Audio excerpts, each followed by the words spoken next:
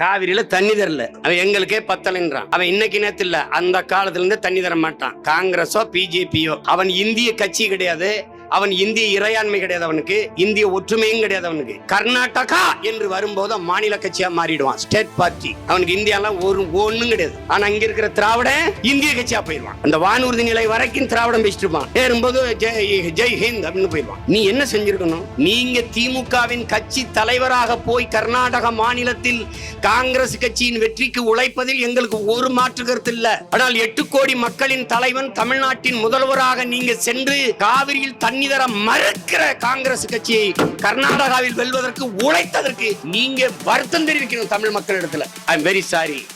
சொல்லுங்க அப்படி. என்னால் மறந்து விடுவது என் மக்களின் இயல்பு. அதை நினைவுபடுத்திக் கொண்டே இருப்பது போராளிகளின் கடமை. நாங்கள் நினைவுபடுத்துவோம். காரணம், நாங்கள் போராளிகள்.